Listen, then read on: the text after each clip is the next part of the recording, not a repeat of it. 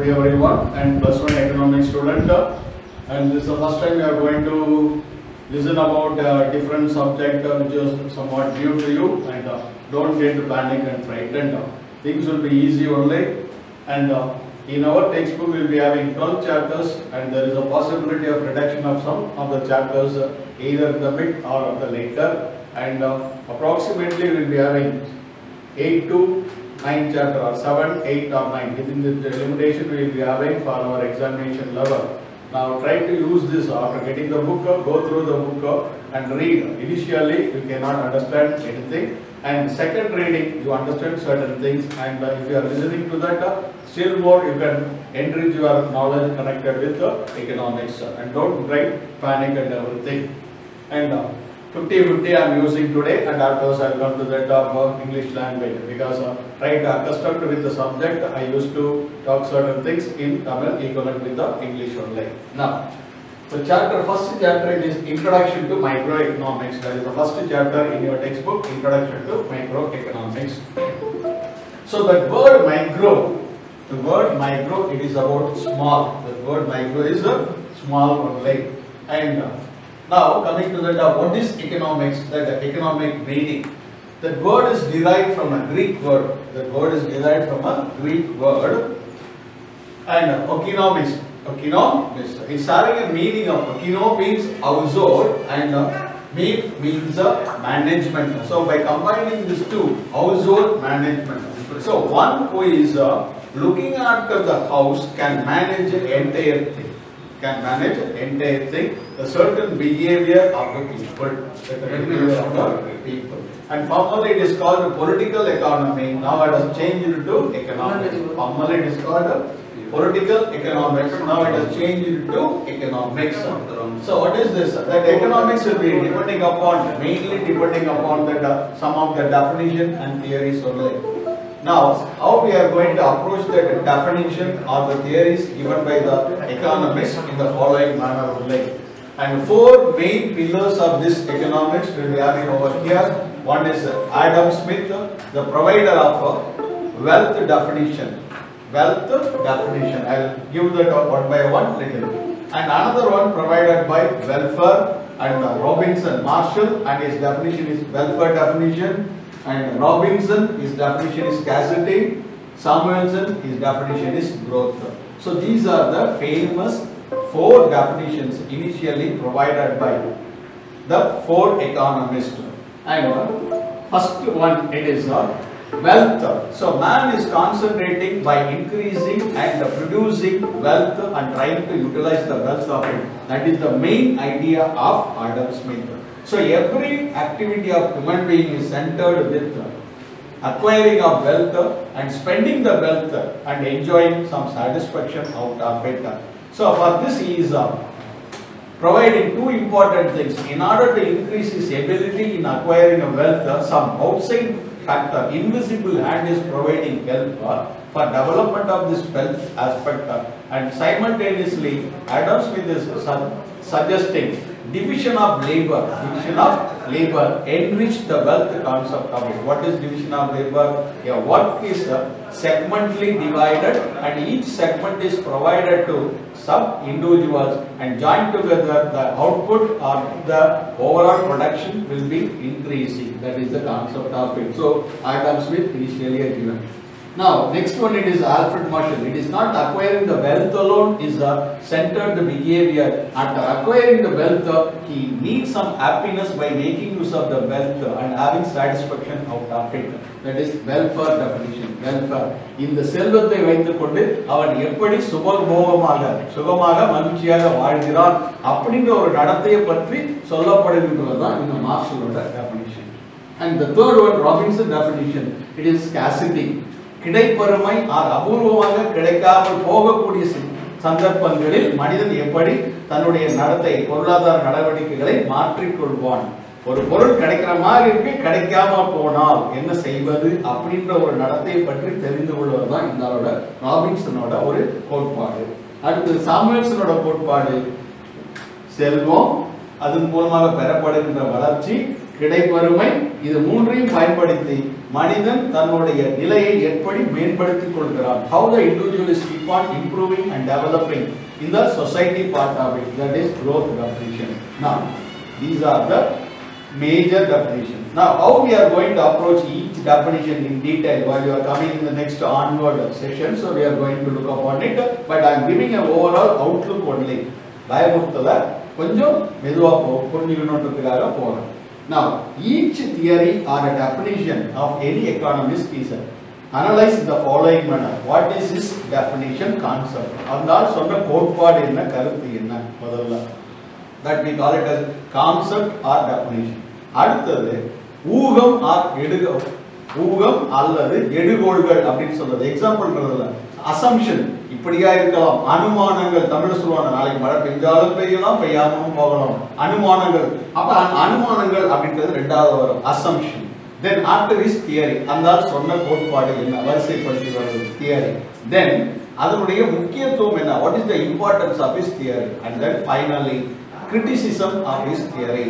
இந்த அவர் சொல்லப்பட்ட கருத்து கோட்பாடுல இருக்கக்கூடிய குற்றம் குறைகள் என்ன, criticism of the theory.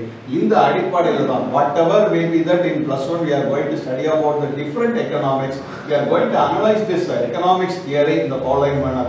The definition in his own words, the assumption, and after assumption is explanation about the theory, then importance of the theory, நடைமுறையில இது எப்படி எல்லாம் பயன்பாட்டுல பயன்படுத்தப்படுது மக்களால, இதுல இருக்கக்கூடிய குற்றம் குறைகள் என்ன, that is the shortcomings and drawbacks of this, it is coming under criticism. இந்த அடிப்படையில் தான் பார்க்க போறோம். Now I'm giving certain basic concept for time being. I'm giving some basic concept for your understanding.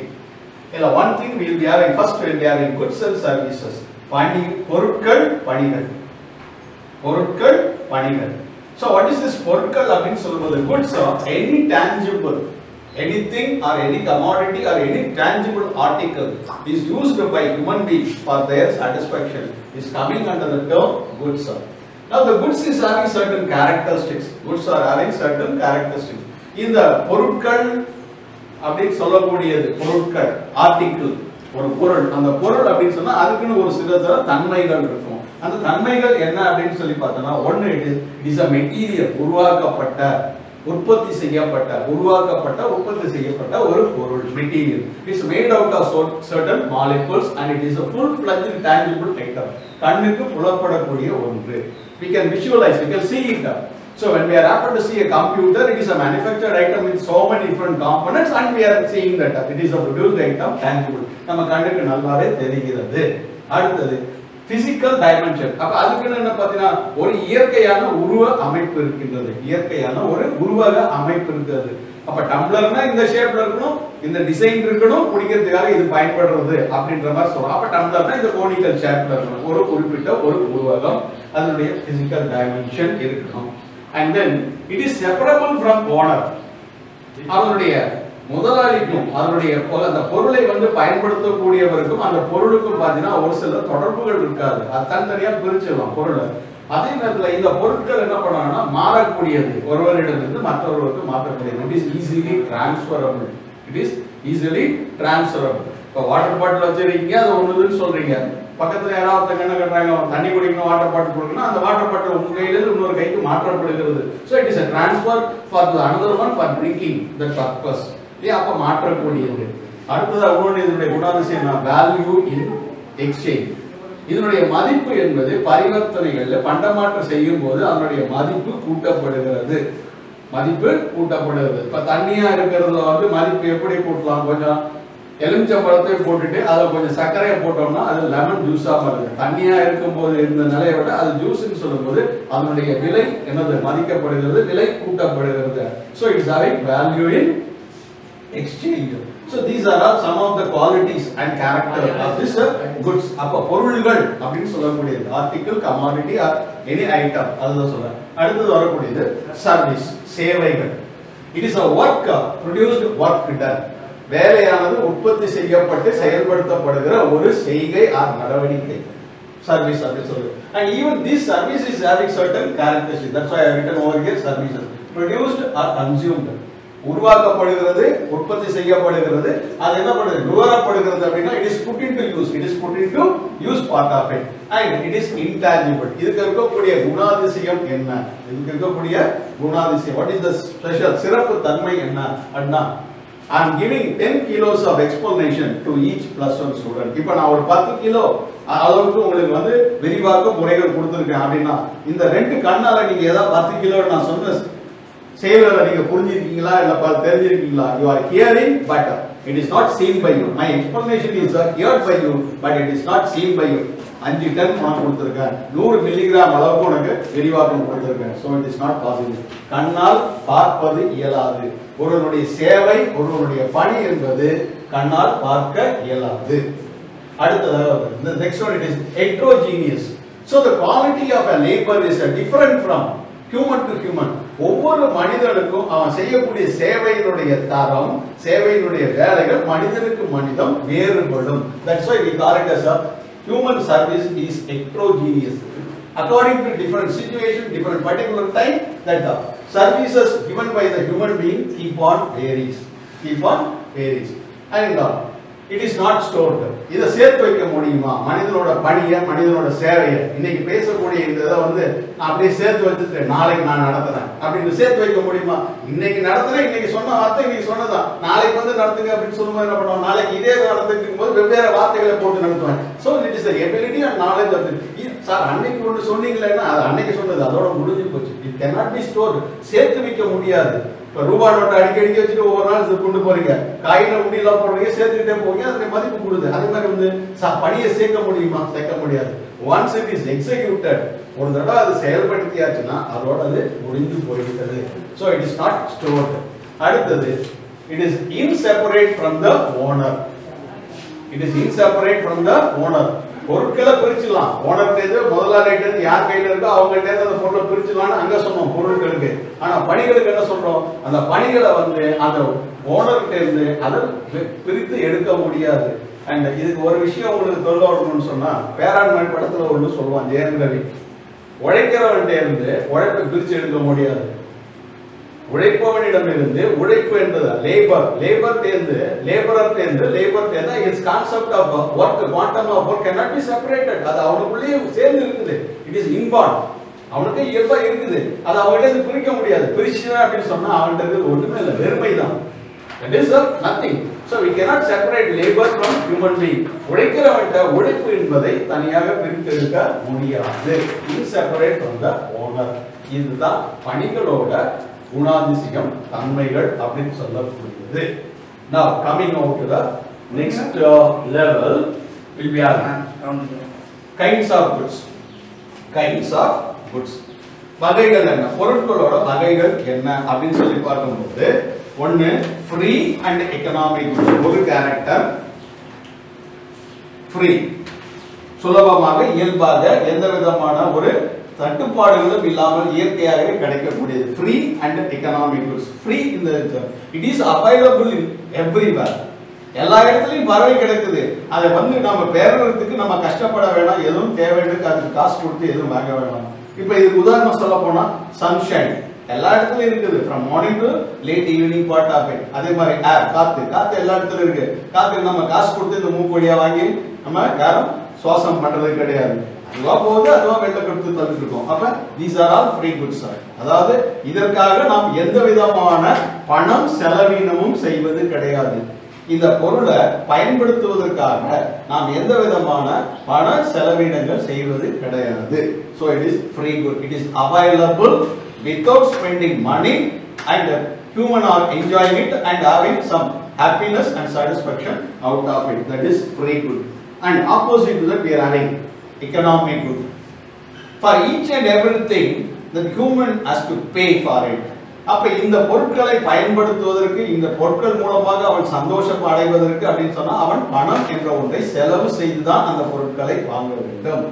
இப்ப தொலை தூரம் போகணும் அப்படின்னு சொல்லும் போது அப்படின்னு சொன்னா கார்ல போகணும், தனிப்பட்ட முறையில் போகணும் கார்ல. அப்ப காருக்கான அந்த காரை வாங்கி அவன் பயன்படுத்தணும். இல்ல கார் வாங்கல பஸ்ல போலாம்னா அந்த பஸ்ல போறதுக்கான கட்டணத்தை நம்ம செலுத்திட்டு தான் பஸ்ல போக முடியுது. பஸ் தான் இருக்குது பொதுவா பப்ளிக் டிரான்ஸ்போர்ட் அப்படின்னு சொன்னா எல்லாரையும் ஏத்திட்டு போவோம் ட்ரெயின் மாதிரி. ட்ரெயின்ல என்ன பப்ளிக் டிரான்ஸ்போர்ட் தானே, அப்ப நம்ம யாரு பப்ளிக்கான டிக்கெட் வாங்காம போறோம்னா டிடிஆர் ரெடியா இருப்போம். So we have to pay for using this product, using the article, that is economic good. அடுத்தது private good, தனி நபர் உரிமைகள், தனி நபர் சொத்து. So individual is the owner of the particular good or a commodity and he enjoys the benefit out of it and it can be transferred. It can be transferred and we can exclude the owner from it. Private good, தனிப்பட்ட. Public அப்படின்னு சொல்லும்போது it belong to overall all the people. It belong to overall all the people in a country or in a society and it is enjoyed by the people and there is no separate claim, there is no separate ownership for it. Public good. Then consumer good. The commodity or an article, ஒரு பொருள் என்ன, அந்த பொருள் மனிதன் பயன்படுத்தி அந்த பயன்படுத்தி மூலமாக அவன் திருப்தி அல்லது சந்தோஷம் அடைவது. So a consumer after using the product he enjoys some benefit and happiness out of it by paying it, that is consumer good. It is for consumption. ரொம்ப plainல சொல்ல போனா consumer goodனா சாப்பிடுவதற்கென்றே we have started consuming certain goods. அப்பனா சாப்பிடுறதுக்கான பொருள் அதுதான் நம்மளுடைய நுகர்வு பொருள். பசிக்குது சாப்பிடுறோம், சரி டீ குடிச்சா உடம்பு சொல்லுமானா ஒரு கூல் ட்ரிங்க்ஸ் ஏதாவது சாப்பிடணும், அதுவும் சாப்பிடக்கூடிய பொருள். That is a consumer good only. It satisfies the individual one who is utilizing and using it. consumer நுகர்வது பயன்பாட்டுக்கென்றே, நமது பயன்பாட்டுக்கென்றே நமக்கு இன்பம் அல்லது ஒரு திருப்தி தர வேண்டும் என்பதற்காகவே இருக்கக்கூடிய ஒரு பொருள், அது கன்சியூமர் குட்ஸ் அப்படிங்கிறது. அடுத்தது கேபிட்டல் குட்ஸ். இத மூலதன பொருள் அப்படின்னு சொல்லுவாங்க. மூலதன பொருள் என்ன? மூலதன பொருள்னா ஏற்கனவே அந்த பொருள் உற்பத்தி செய்யப்பட்ட பொருள். That product or the commodity is already produced. ஏற்கனவே இந்த பொருள் உற்பத்தி செய்யப்பட்டிருக்கு. அந்த பொருள் மூலமா வேறொரு பொருள் நம்ம உற்பத்தி பண்றோம். வேறொரு பொருள் மூலமா இன்னொரு பொருளை உற்பத்தி பண்றோம். அதுக்கு தான் என்ன சொல்லலாம்னா மூலதன பொருள். இப்போ உதாரணமா எடுத்துப்போம் அப்படின்னு சொன்னோம்னா வீட்ல தையல் மெஷின் இருக்கும்.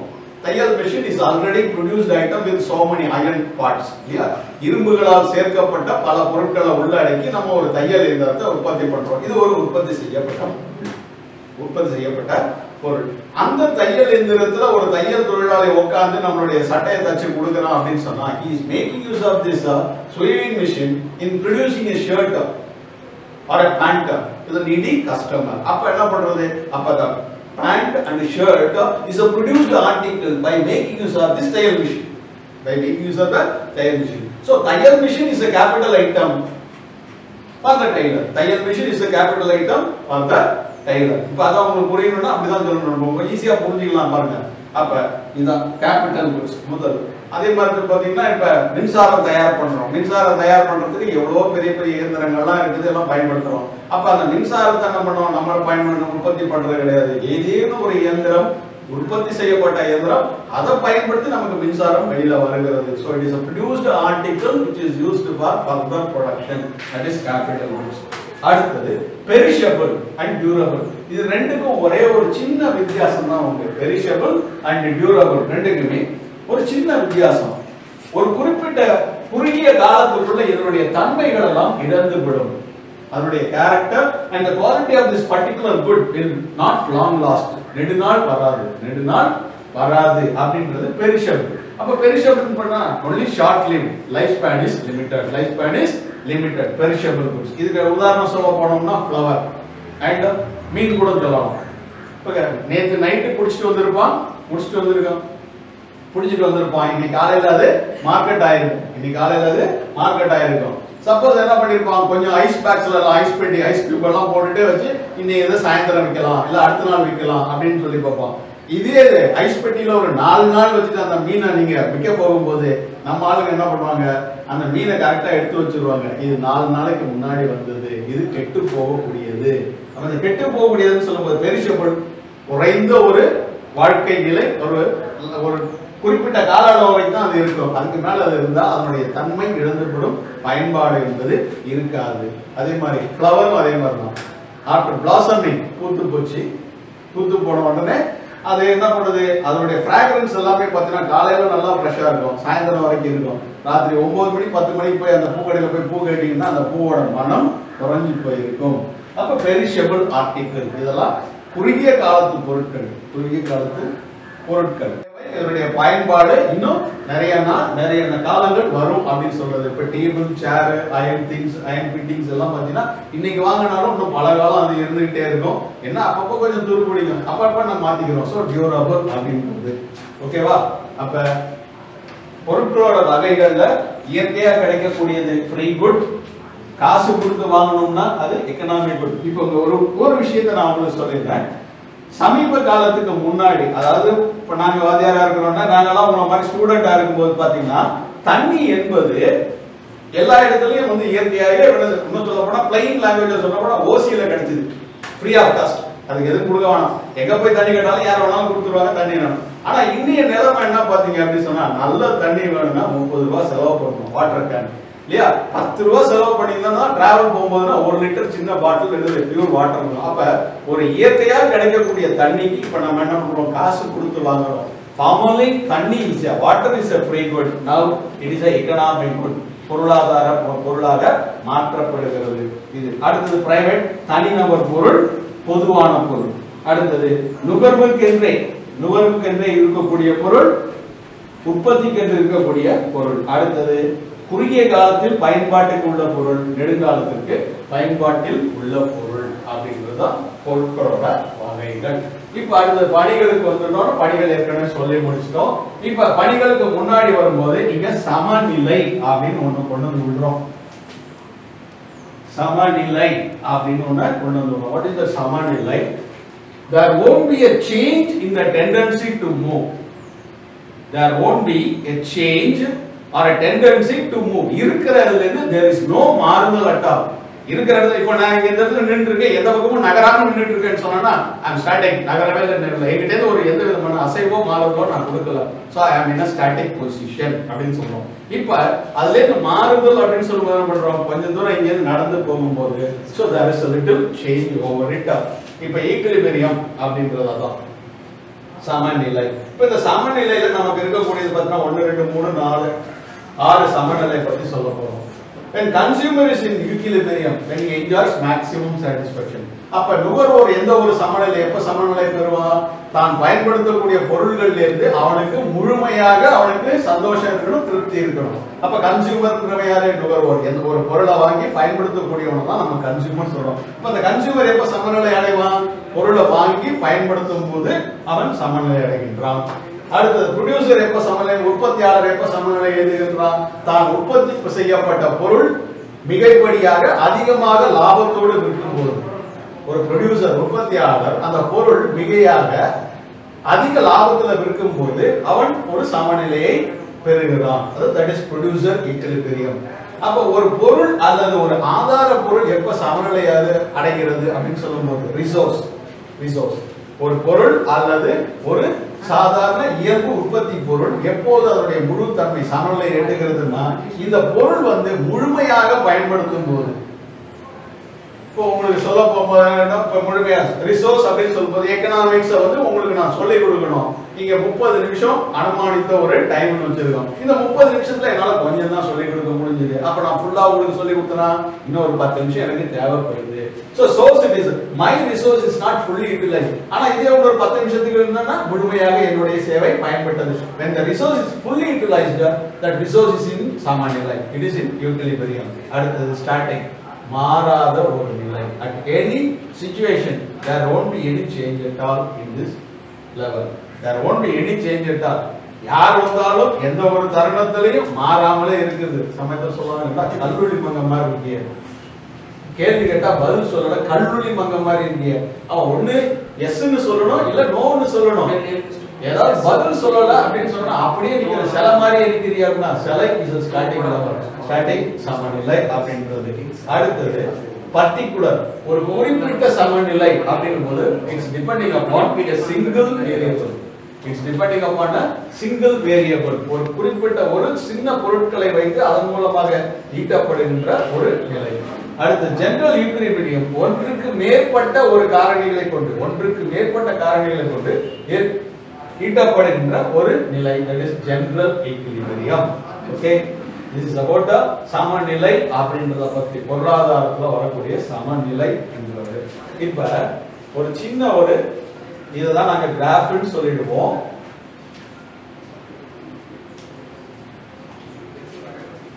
OY OX அப்படின்னு சொல்லிடுறோம். That is quantity supplied and produced இங்க சொல்றோம், and we will be having the price.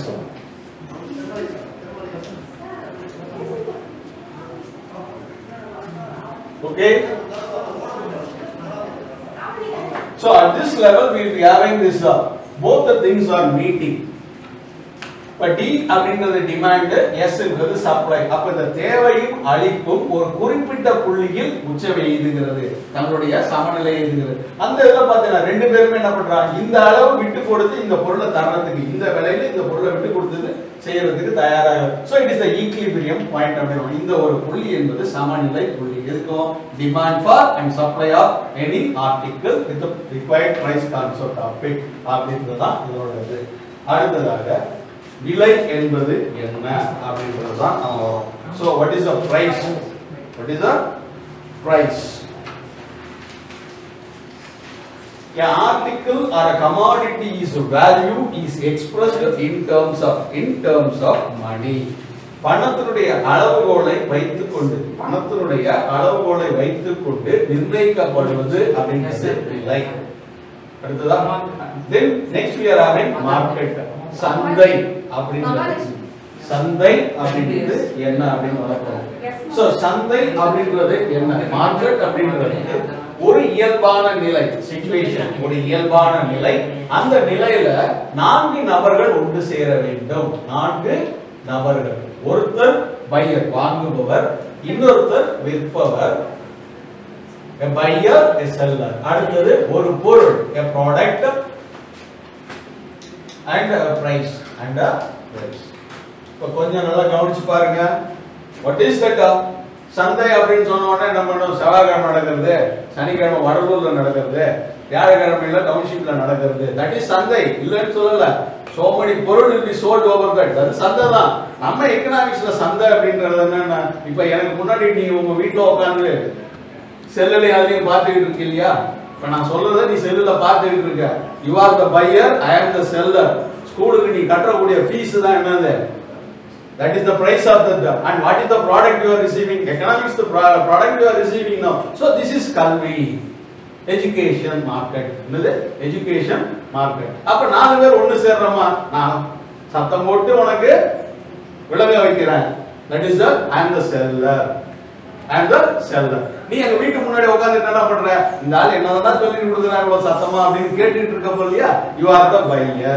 அடுத்தது என்ன இது வரைக்கும் கேட்டாங்க, என்ன கேட்டேன், எக்கனாமிக்ஸ் கேட்டேன், that is the product. இந்த எக்கனாமிக்ஸ்க்கு என்னடா வேலை, நம்ம மாசம் கட்டுறோம் டியூஷன் ஃபீஸ், அதுதான் வேலை, முடிஞ்சு போச்சா. so what is a market அப்படின்னு சொல்லும்போது எக்கனாமிக்ஸ்ல a situation in which a situation or an occurrence or an event or a happening in which a buyer seller product and the price. இதுதான் நம்ம எக்கனாமிக்ஸ்ல பொருளாதாரத்தில் சந்தை என்று சொல்லப்படுவது.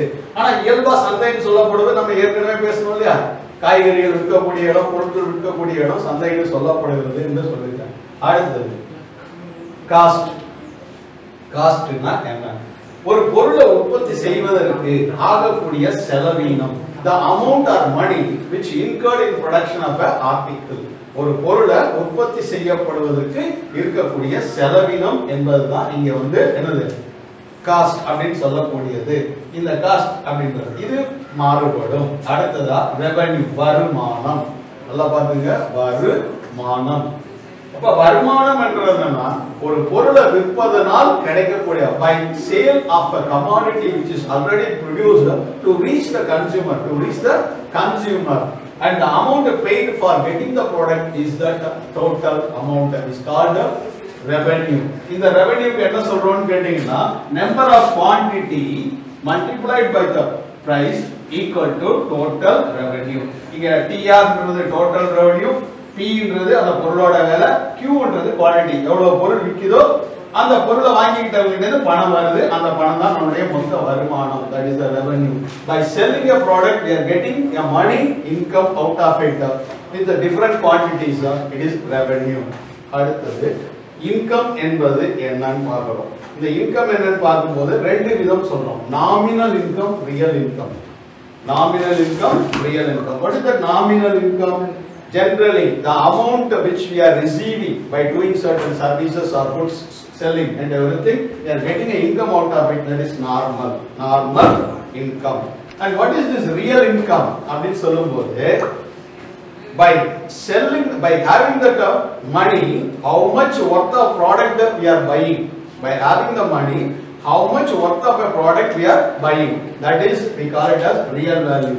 So in this you will be having purchasing power. Purchasing power.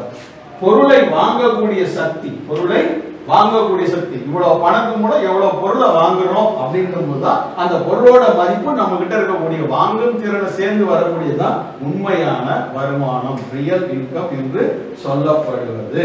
ஓகேவா? Now, and those who are the plus one, those who are listening, don't get frightened. இன்னைக்கு தான் முதல்ல உங்களுக்கு ஆரம்பம் சொல்லியிருக்கிறேன்.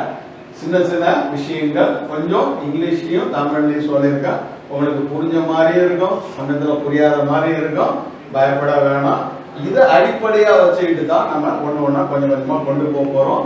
இது மொத்தமாக இந்த எக்கனாமிக்ஸ் அப்படின்றது என்னன்னு கேட்டிங்கன்னா, தனிப்பட்ட ஒரு மனிதனோட நடவடிக்கை சமூகத்துல, சொசைட்டில ஒரு தனி நபர் பல மனிதர்களோட இருக்கும்போது தன்னுடைய நடவடிக்கைகளை எப்படி இப்படிலாம் வெவ்வேறுபட்ட நிலைமைகள்ல வெவ்வேறுபட்ட பொருட்கள்ல செய்யலாம். இப்ப உதாரணத்துக்கு உங்களுக்கு சொல்றேனே, இப்போ உங்க கையில 100 ரூபாய் இருக்கு, 3 பேர் இருக்கீங்க. உங்க கையில 100 ரூபாய் இருக்குது, 3 பேர் இருக்கீங்க, ஃப்ரெண்டா 3 பேர் இருக்கீங்க. இப்ப 3 பேர் என்ன பண்றீங்க? ஜெனரலா நீங்க ஏதாவது சாப்பிடணும்னு தோணும் போச்சுன்னா ஆளுக்கு ஒரு 33 ரூபாய்க்கு சாப்பிடலாம்னு டிவைட் பண்ணிட்டீங்க இல்லையா? அப்ப என்ன பண்றீங்க? இப்ப இன்னொரு 2 நண்பர்கள் கூட வந்துடுறாங்க. 3 நண்பர்கள் இருக்கும்போது ஆளுக்கு 100 ரூபாய் தான் கையிருப்பு இருக்குது. 100க்கு மேல நீங்க சாப்பிட முடியாது, கடன் சொல்லி சாப்பிட முடியாது. 100 ரூபாய் தான் இருக்கு, அப்ப 100 ரூபாய்க்கு தான் செலவு பண்ணி ஆகணும். So you are having a constraint with 100, less than 100. அப்ப ஆளுக்கு 33 ரூபாய்க்கு என்ன பொருள் இருக்கோ வாங்கி சாப்பிடலாம்ன்றீங்க. Okay, now you decide. இப்ப திடீர்னு பார்த்தா 2 பேர் மச்சான் அப்படின்னு சொல்லி 2 ஃப்ரெண்ட் வந்துட்டான். இப்ப என்ன பண்ணோம்? சாப்பிட போலாம் அப்படின்னு சொல்லும்போது முன்னாடி 33 ரூபாய் ஷேர் பண்ணது இப்ப இந்த 2 பேர் வந்ததுனால நம்ம என்ன பண்றோம்? ஒவ்வொருத்தரோட கோட்டா குறையுதா?